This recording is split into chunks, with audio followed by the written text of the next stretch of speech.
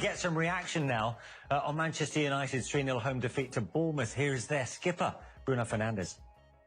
Bruno, what went wrong there today?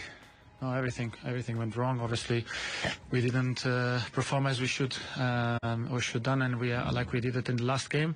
I think we lacked many things, and that's why we don't get the result today. You mentioned the last game, the commitment and intensity of United stood out against Chelsea. Why do you think you were unable to replicate that? No, I don't know. It's just everything was lower than like the levels was lower than the game before, and that's why when you play teams like Bournemouth, they are really aggressive, front foot, they press you, and you think it's gonna be easy. You get these kind of results. The creativity today as well. I think you only had 2 shots on target in the game, something like that. I mean, why were you unable to create those chances, do you feel? No, as I said, everything was underperforming. Like creativity, movement, arriving with bodies into the box. I think most of the times you arrive with 1-2 players in the box. In the last game, we had more resilience to run and get into the box to score the goal. Today was, as I said, underperforming. This season has felt so much like you've had really good days and really bad days, and it's gone up and down throughout the campaign. As captain, why do you think the team is unable to keep the levels that you need to have week in, week out? No, we're just lacking of consistency, and it's a big part of football. It's really important to be consistent every game, and we are not being. Thank you, Bruno. Bruno, first of all, what would be your message to United fans after that today? No, it's apologise for the performance we did today was not acceptable. Starting on me, I'm not talking about anyone else, but I think everyone agrees in the dressing room that the performance was at our level, and we have to perform much better. It was so impressive in midweek. How do we explain the difference from Wednesday night to today? I don't know, but as it's being consistently, like when we win a game, the next one we don't perform in the same way we did before.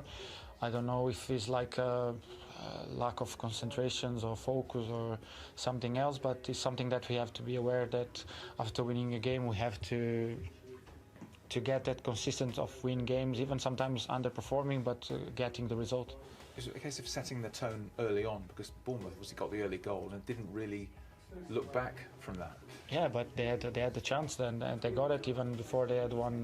They was trying to get a penalty for them.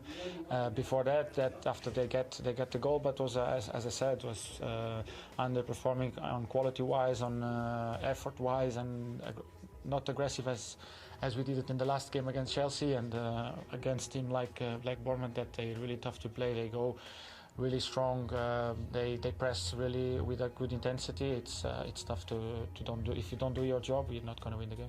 Obviously, the game was still alive at half time. Were you hopeful in the second half that we would turn it around? I think we had good moments in the beginning of the second half, but we didn't arrive as many players we wanted to get into the box. We need to have more that eager to score like we had it in the last game. We need to be eager to score, bring bodies in the box, create chaos sometimes in the box, putting crosses in and get into that balls.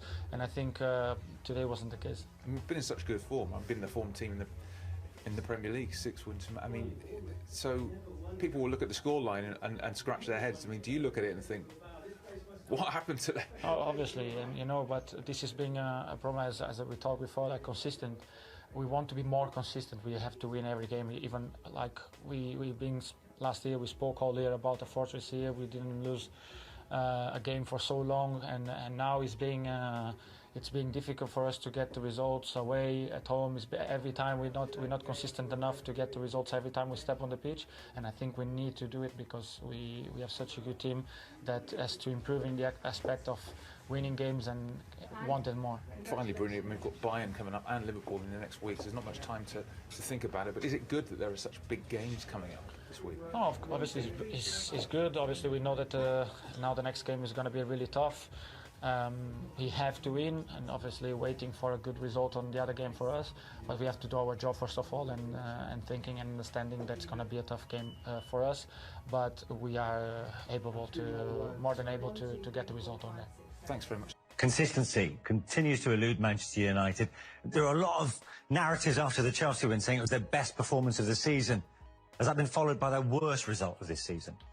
Yeah, you'd have to say so. I mean, but I wouldn't, looking at it, I wouldn't give loads of credence to the result against Chelsea. Chelsea are struggling themselves. I mean, they're on a really low points total as well. So, I think Manchester United are quite consistent, to be honest. You know, consistently average. That's what they are at the moment. They're an average football team.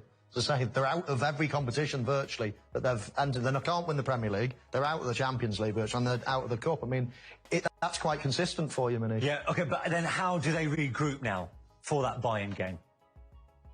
Well, last time I checked, Bayern were losing 5-1 to Frankfurt, so they're going to be angry coming to Old Trafford. I know they've already top of the group and qualified, but Tuchel and Harry Kane will probably want to come to Old Trafford and put in a performance. So if they play anything like that, wow, they'll lose comfortably. And obviously Liverpool on the weekend. Everything starts. You got to have a plan, but you got to put a shift and you got to fight. And if you're too open, you got to be a little bit more compact. Right now, I think Manchester United are far too open at times. And a team like Bayern Munich and a team like Liverpool will punish you if you're that open. Bayern did lose in the end 5-1, so they might well have a point to prove in midweek. Sorry about that one. OK. On that note, that's it from us three. Michael and Owen, thanks very much indeed for your company. I can still never get over that bit. And what would be the thoughts of Erik Ten Hag right now in that United dressing room? I've been in it, well, not probably like that dressing room, but it would be quiet, be silent. And there'd be, everybody would be asking questions, you know. Not many people would be vocal in there. Players will have their heads down. They knew they'd let the Old Trafford fans down, especially after the way they played against Chelsea. Everybody thought, you know, we were talking about, you know, have they turned the corner? Have they turned the corner? Even though they're sixth in the league, points-wise, it looks okay. They haven't been a sixth-place team. They've been inconsistent all season. And today, it's probably the lowest point, really. And obviously, with Bayern to come on Tuesday, Champions League qualification at stake, and Liverpool, it's just been a poor season right from the off. Started with the Wolves game, and we're still there December. Let's have a look at the story of the second half. So United trailing after just 5 minutes, of course. This was Dominic Solanke. This was actually a glimpse of what we could expect in the second 45 as well, because United at points were so open, right? They are. I mean, to get through their midfield and onto their back four, and the problem is as well, the back four is devoid of pace, really. Harry Maguire, we know that he's got no pace, so they're never going to be a team that are going to press high and squeeze teams. So a lot of the time, they're stretched as well. And this is does this lead to the second goal, doesn't it, from Billing? Yeah, I mean, Ten Hag wants the fullbacks to get high into an attacking position. But the problem is you can only do that when you're in comfortable possession. Luke Shaw gives the ball away. Reguilon can't get back. You see their position. No pressure on the ball from Dalot. You know, that is just... Look, that's how the manager wants them to play. But you can't play like that when you don't really have comfortable possession. Mo mentioned they're too open. They've been open all season. It's been an issue all season. Plus, they have goal-scoring issues. You know, plus they have...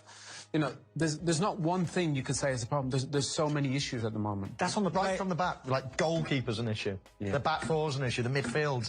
I mean, come on, look at them, player for player. This is Manchester United. You've seen the midfield three, the names.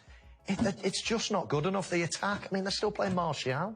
It's so far away from where Manchester United fans want to be at the moment. It's scary.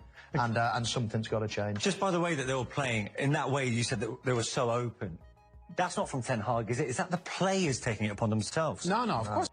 Ball comfortably, and you're in a good position when you're 1 or 2 up. Your fullbacks can't get there and leave your two centre-backs exposed. They do it time and time again. Chelsea could have done it. Chelsea played dreadfully at Old Trafford and could have tied that game. And obviously we've seen it with Wolves. Everybody, you know, Crystal Palace came to Old Trafford and won.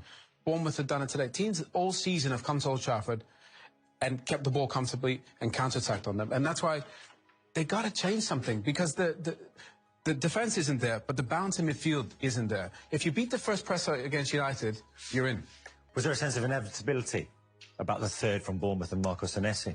Yeah, I think so. I mean, put it this way, I'm not surprised by the result today. Yes, maybe the 3-0 is surprising, but I mean, it's just a cross and a free header.